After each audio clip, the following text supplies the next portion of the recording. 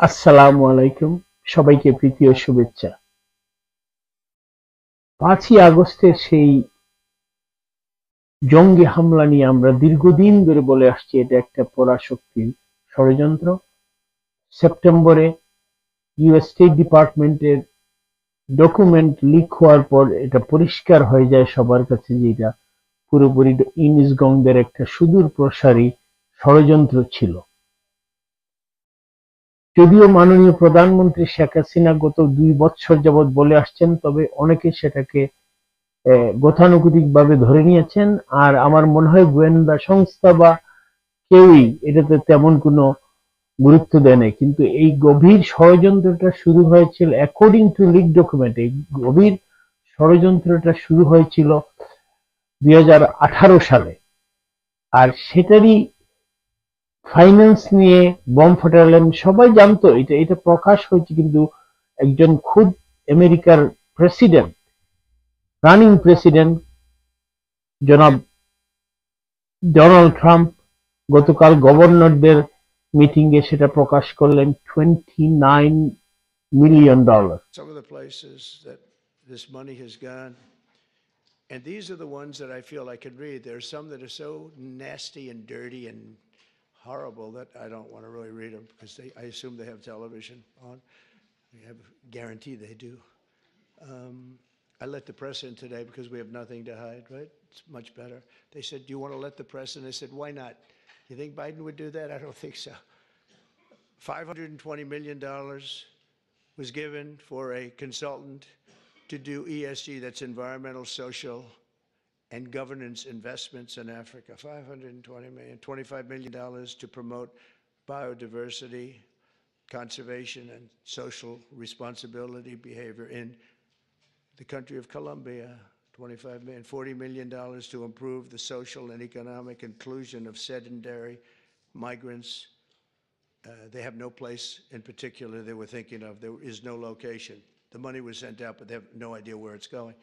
$42 million for social and behavior changes in Uganda, and $10 million for Mozambique medical male circumcision. People that want to be or have to be circumcised in Mozambique. $14 million for improving public procurement in Serbia.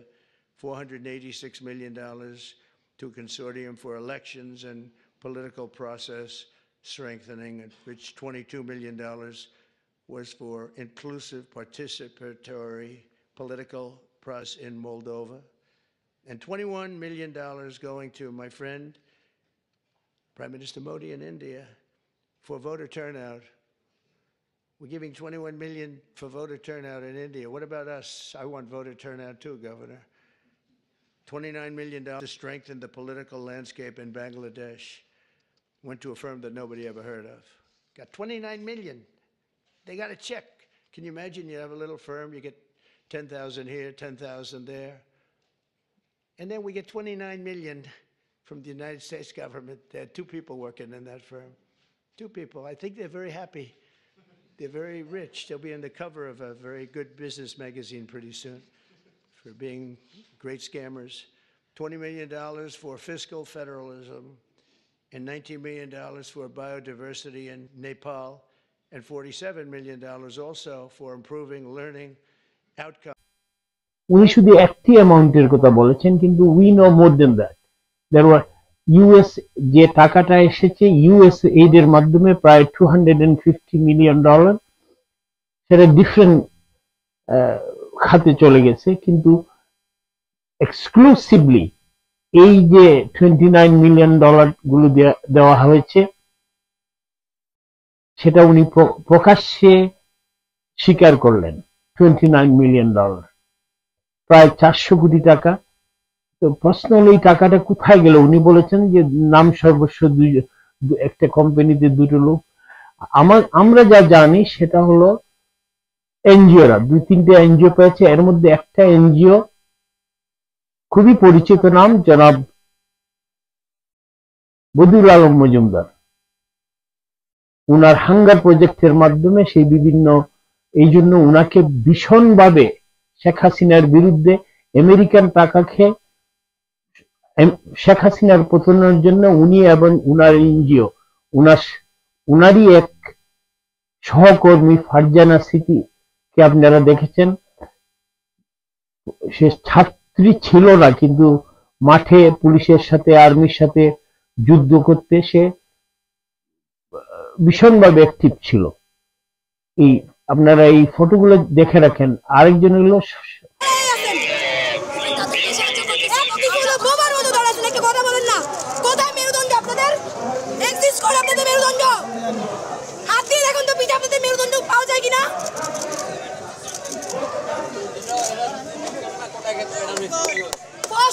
সবাই কোটার police. আমি কি আপনার বিশ্ববিদ্যালয়ে জানতে পারি? আমি কি আপনার বিশ্ববিদ্যালয়ে জানতে পারি? ফটোগ্রাফার শহীদুল আলম, উনি ওয়াশিংটনেও এসেছেন ইউনুসের সাথে, জর্জ সরোজ ছেলে আলেকজান্ডার সরোজের সাথেও মিটিং করেছেন। তো আপাতত আমরা যে 4টা নাম পেয়েছি, আরো আছে 5জন। নুরু ডাকসুর বিপি, তো এখানে বাদন, আজমেরি বাদন, তো সে এই নামগুলো লিক হয়েছে স্টেট ডিপার্টমেন্ট থেকে। আমরা আরো পাবো কে কে ইনভলভ। বাংলাদেশে অনেক নাম আছে, আপনারা জানতে পারবেন কারা কারা টাকা পেয়েছে। আমরা ক্রমান্বয়ে সেগুলো প্রকাশ করব। এখন এই যে বাদনের কাহিনী, এবার অঙ্কটা আমরা মোটামুটি একটা আইডিয়া পেয়েছি। এখানে 52 কোটি টাকা পার হেড। এরা ছিল কোঅর্ডিনেটর। যে প্ল্যানটা, অন্য কোনো দেশের পাসপোর্ট নাই, আমি এই দেশেই থাকবো, এই দেশটা আমাদেরকে সংস্কার করতে হবে, ছিল কোঅর্ডিনেটর। দেখেন বাদন কিভাবে অ্যাক্টিভ ছিল ফিল্ডে।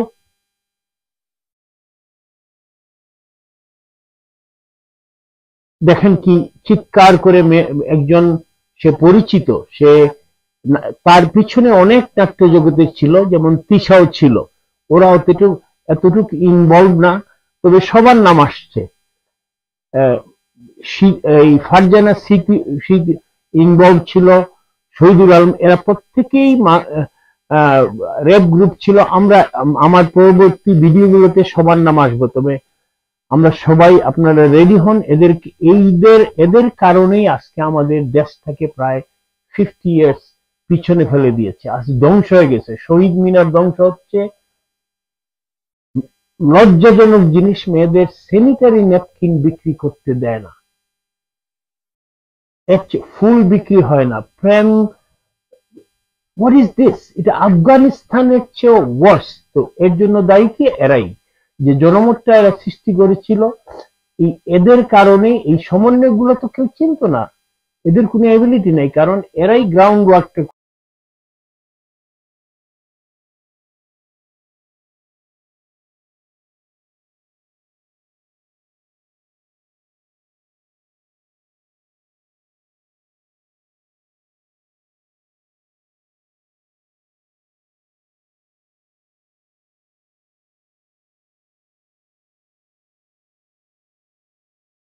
করে আসছে।